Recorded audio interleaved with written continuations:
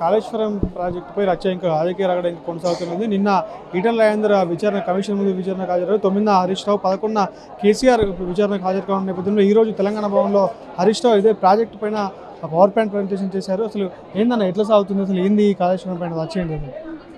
ఇప్పుడు కాళేశ్వరం మీద మొదటి నుండి అనేక ఆరోపణలు, దుష్ప్రచారాలు జరిగినాయి. 1,00,000 కోట్ల అవినీతి జరిగిందని, తుమ్మిడిహట్టి దగ్గర నీళ్లు లేకపోయినా నీళ్లున్నా కూడా అక్కడి నుండి కావాలని మన మేడిగడ్డకు ప్రాజెక్టును మార్చిందని, దాని తర్వాత కాళేశ్వరం ద్వారా 1 ఎకరా కూడా కొత్తగా నీళ్ళు అందలేదని, పాత ఆయకట్టును స్థిరీకరణ చేయలేదని, ఎన్డీఎస్ఏ అసలు ఈ ప్రాజెక్టే కూలిందని చెప్పింది కాబట్టి ఈ ప్రాజెక్టు పనిచేయదని చెప్పి ఇట్లా అనేక రకాల ఆరోపణలు ఉన్నాయి. ఆ ఆరోపణలు ఉన్నటువంటి నేపథ్యంలో, దుష్ప్రచారాలు జరుగుతున్నటువంటి నేపథ్యంలో ఈరోజు హరీష్ రావు గారు తెలంగాణ భవన్లో ఇచ్చినటువంటి పవర్ పాయింట్ ప్రజెంటేషను ఈరోజు నిజంగా వాస్తవమైంది, అబద్ధమైంది, నీళ్ళేంది, పాలేంది, మంచేంది, చెడేందో చాలా తేటతెల్లంగా చెప్పేటప్పుడు ప్రయత్నం చేయడం జరిగింది. అంటే ఇక మీదట ఇంకెవరికి కూడా దానికి అనుమానం ఉండాల్సినటువంటి అవసరం లేదు. అంటే ఒకవైపు సిడబ్ల్యూసీఏ ఇది ఇంజనీరింగ్ మార్వల్ అని చెప్పింది, వ్యాప్కోసే దీనికి అంకురార్పణ చేసింది. మరి అలాంటి పరిస్థితుల్లో ఈ కాంగ్రెస్ పార్టీ నాయకులు చేసినటువంటి ఆరోపణలు ఇవి నిలబడవు.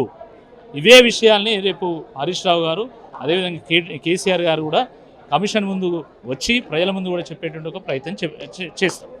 రేవంత్ రెడ్డి అంటుండు కేసీఆర్కి ఇచ్చినటువంటి ఒక్క నోటీస్కే ఆగమాగం అవుతున్నాడు, ఇంకా ఇట్లాంటి అవినీతి పనులన్నీ బయట పెడితే ఏమవుతాడు కేసీఆర్ అని చెప్పేసి దాని ఎట్లా? అరే మీరు ఒక్క నోటీస్ ఏంది, మీరు ఇప్పటికే మీరు ఫార్ములా ఈ రేస్లో కమిషన్ పెట్టిళ్ళు, కేటీఆర్ గారిని 2 సార్లు పిలిచిళ్ళు, దాని తర్వాత మీరు విద్యుత్ ఒప్పందాల మీద కూడా కమిషన్ వేసిళ్ళు, ఇప్పుడు కాళేశ్వరం మీద కమిషన్ ఇస్తున్నారు. భయపడేది ఏముంది? వాస్తవం ఏందో ప్రజల ముందు పెట్టేటువంటి ఒక ప్రయత్నం చేస్తారు కదా. 18 నెలలు గడిచింది, ఏం తేలింది? మీరేం తెలిసిండ్రు ఇప్పటివరకు? వాస్తవానికి కాంగ్రెస్ పార్టీ ప్రభుత్వము పుచ్చిపోయినటువంటి గుంజలతోని వేసినటువంటి పందిరిలాగా ఉన్నది. అది ఎప్పుడు కూలేదు తెలియదు. ఫస్ట్ కూలబోయేటువంటి మీ ప్రభుత్వం గురించి ఆలోచించుకుంటే బాగుంటుంది. కూలైనటువంటి కాళేశ్వరం కూలిందని చెప్పి దుష్ప్రచారం చేయడం వల్ల మీకు వచ్చేటువంటి బెనిఫిట్ ఏమీ ఉండదు. కాబట్టి ఫస్ట్ వాళ్ళ ప్రభుత్వం ఎట్లా నడుస్తుంది, ఎట్లా మనుగడ సాగిస్తే అనే దాని మీద ఆలోచించుకుంటే బాగుంటుంది. ఇంట్లో జరిగేటువంటి గొడవలనే చక్కదిద్దుకోలేకపోతున్నాడు కేసీఆర్, రాష్ట్రాన్ని ఏం చేస్తాడని చెప్పేసి కూడా అంటారు. దాని రాష్ట్రాన్ని ఏం చేసిండో అందరూ చూసి లేదా? 60 లక్షల మెట్రిక్ టన్నుల ధాన్యం పండించేటువంటి తెలంగాణ 3 కోట్ల మెట్రిక్ టన్నుల ధాన్యం పండించే తెలంగాణగా మారినటువంటి పరిస్థితి చూసాము. అసలు కరెంటు కోసం ధర్నాలు చేసేటువంటి పరిస్థితి నుంచి 24 గంటలు కరెంట్ ఇచ్చినటువంటి ఒక పరిస్థితిని మనం చూసాము. బీడుపడ్డటువంటి తెలంగాణ పచ్చబడ్డగా తెలంగాణగా మనం చూసినాం. ఈ రకంగా అనేక మార్పులు చేసినటువంటి కేసీఆర్ గారు ఇంకేం చేస్తారని మాట్లాడేటువంటి కాంగ్రెస్ పార్టీ నాయకుల మాటకు విలువలేదు.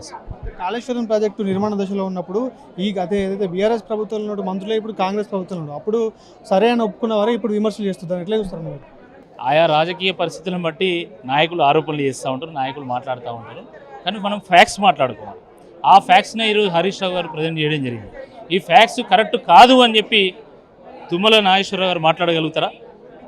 జూపల్లి కృష్ణారావు గారు మాట్లాడగలుగుతారా? వాళ్ళు కూడా ఉన్నారు కదా. నిన్న ఈటెల రాజేందర్ గారు బీజేపీ ఎంపీ వారు ఏం మాట్లాడినో మనం చూసాం కదా. ఇంజనీర్స్ సజెస్ట్ చేసిన దాని ప్రకారమే ప్రాజెక్టును నిర్మాణం చేశాము, క్యాబినెట్లో చర్చ జరిగిన తర్వాతనే దీనికి ఆమోద ముద్ర వేసినాము అని చెప్పి చాలా స్పష్టంగా ఈటెల రాజేందర్ గారు కూడా చెప్పారు. కాబట్టి ఇప్పుడు కాంగ్రెస్ పార్టీ నాయకులు ఏం వ్యాఖ్యానిస్తారు? మాట్లాడితే తుమ్మల నాగేశ్వరరావు గారు మాట్లాడాలి, ఎందుకంటే వారు ఆ రోజు మంత్రిగా ఉన్నారు, ఇప్పుడు కూడా మంత్రి ఉన్నారు. వాస్తవం మీద చెప్తారు కదా. చివరిగా ఒకటి, కేసీఆర్ ఇప్పుడు ఈ నోటీసులకు హాజరు కాబోతున్నారు, 100% అటెండ్ అవుతారు, వాస్తవం ఏందో చెప్తారు. ఈరోజు ఇచ్చినటువంటి ప్రజెంటేషన్లో ఉన్నటువంటి ఫ్యాక్ట్స్తో పాటు అనేక ఆధారాలను కూడా కేసీఆర్ గారు కమిషన్కి అప్పచెప్పడంతో పాటు ప్రజలకు కూడా అడ్రస్ చేస్తారు.